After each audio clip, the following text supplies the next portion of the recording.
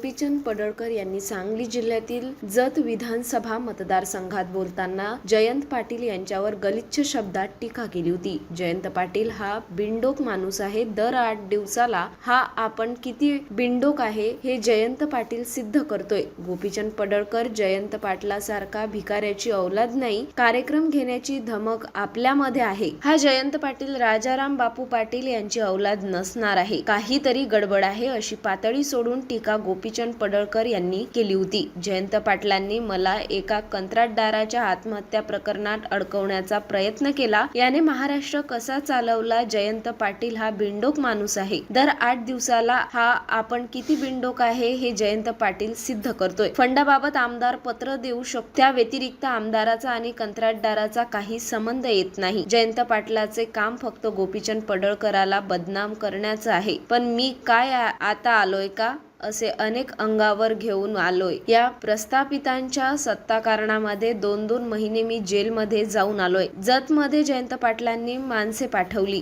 गोपीचंद पडळकरांनी कोणत्या व्यापाऱ्याकडून पैसे घेतले का याची माहिती घेत। जर मी कुणाकडून पैसे घेतले असतील तर खंडणीचा गुन्हा दाखल करता येतो का पाहिलं। पण हा गोपीचंद पडळकर जयंत पाटलासारखा भिकाऱ्याची औलाद नाही। कार्यक्रम घेण्याची धमक आपल्यामध्ये आहे। हा जयंत पाटील राजाराम बापू पाटील यांची औलाद नसणार आहे। काहीतरी गडबड आहे असं विधान गोपीचंद पडळकर यांनी केलं होतं। यावर समाज माध्यमातून अत्यंत संतप्त प्रतिक्रिया उमटत असून नेमके गोपीचंद पडळकर काय म्हणाले आणि त्यावर माजी मंत्री यशोमती ठाकूर काय म्हणाल्या बघूयात। इथले 2-4 कॉन्ट्रॅक्टर होते।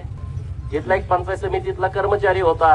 त्यांनी हे सगळं गणित या इथल्या माझी आमदारांना सांगितलं। माझे आमदार बसून त्यांनी तो राजारामचा पोरगा त्याला फोन केला। त्याला फोन केल्यानंतर सांगितलं की असं असं एक वडार साहेबांची आत्महत्या झाली आहे आणि मग आपण काय करायचं। तो म्हणला गोपीचंद पडळकरचं नाव घ्या। हा म्हणला त्यांचं नाव मला घेता येणार नाही। तर तो म्हणला ठीक आहे, मी माझ्या ईश्वरपूरचा आहे, मी त्यांच्या घरनं फिल्डिंग लावतो। हा कोण म्हणतोय?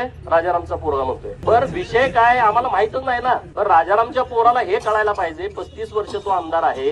एका आमदाराचं ज्युनियर इंजिनियरकडे काम काय असतं एवढी जर ह्याला अक्कल नसेल तर यानं महाराष्ट्र कसा चालवला। म्हणून मी नेहमी म्हणतो की हा बेअक्कल माणूस आहे, हा बिंडोक माणूस आहे। हा वारंवार दर 8 दिवसाला सिद्ध करतो की होय मी बिंडोक आहे। अरे आमदाराचं ज्युनियर इंजिनियरकडे काम काय? आमदार फंडाचं पत्र दिलं, कुणाला जातंय? जिल्हा नियोजनला। जिल्हा नियोजन मधले पैसे आले, पत्र कुणाला जातं? जिल्हा नियोजनला। जिल्हा नियोजन कुणाला इकडे देईल? जिल्हा परिषदचं काम असेल पंचायत समितीला, सार्वजनिक बांधकाम विभागाचं काम असेल तर पीडब्ल्यूडीच्या एक्झिक्युटिव्हला। ते त्यांच्या खालच्या शाखा अभियंत्याला पाठवतील ना की अंदाजपत्रक तयार करा आणि तुम्ही पाठवून द्या। शाखा अभियंत्याचं काम अंदाजपत्रक तयार करणे आणि टेंडर झाल्याच्या नंतर ते काम करून घेणं, त्याची बिलं करणे, याच्या पलीकडे काहीच नाही। त्याचा ना आमदाराचा काही संबंधच येत नाही, काही संबंध येत नाही। ह्याला अक्कल नको। त्याला काय करायचंय? गोपीचंद पडळकरला बदनाम करायचंय। अरे गोपीचंद पडळकर काय असा तयार झालाय का? असे लय अटॅक घेऊन मी इथं आलोय। 2-2, 3-3 महिने मी अशा प्रकरणामध्ये जेलमध्ये जाऊन आलोय। तुमच्या या प्रस्थापितांच्या सत्ताकारणामध्ये 2-2 महिने जेलमध्ये मी आज पण ते फेस करतो। माझ्यावरती आरोप केले जातात।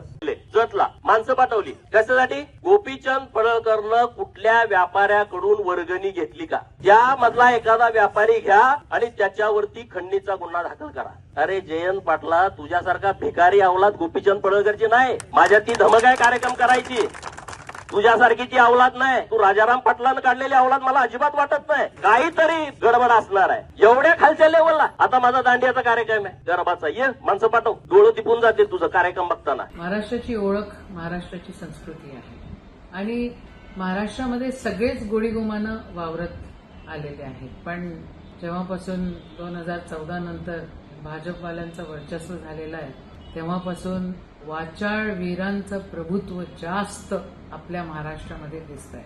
आज ज्या प्रकारे स्वतःला भाऊ म्हणून घेणारे भाजपमधले काही नेते ज्या प्रकारे आई बहिणींवर बोलतायत, इतक्या खालच्या स्तरावर जाऊन बोलतायत, म्हणजे अक्षरशः यांच्या तोंडातून गटारी वाहतायत असं म्हणायला काहीच हरकत नाही। आणि वरिष्ठ नेते जे भाजपचे आहेत ते या सगळ्या गोष्टींसाठी खतपाणी घालतायत। दुसरीकडे आम्ही संस्कृती सांभाळतो, आम्ही धर्म सांभाळतो असे म्हणणारे हे भाजपचे नेते या सगळ्या गोष्टींना जर खतपाणी देत असतील तर महाराष्ट्र हे सहन नाही करणार।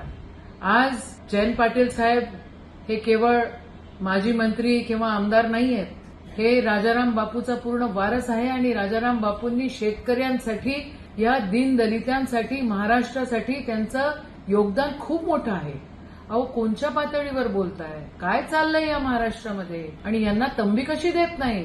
देवेंद्र फडणवीस साहेब, तुम्ही कशा प्रकारे संस्कृतीचं जतन करतायत हे तर अख्खा महाराष्ट्र बघतोय. कोणाच्या आई बहिणींना आम्ही बोलणार नाही, पण अहो जरा झाकून बघा, खुद के गिरिबान में झाक के देखिए हो क्या रहा है. या सगळ्या गोष्टी अतिशय वेदनादायक आहे, न सहन करणाऱ्या आहे, आणि आम्ही हे सहन करणार नाही.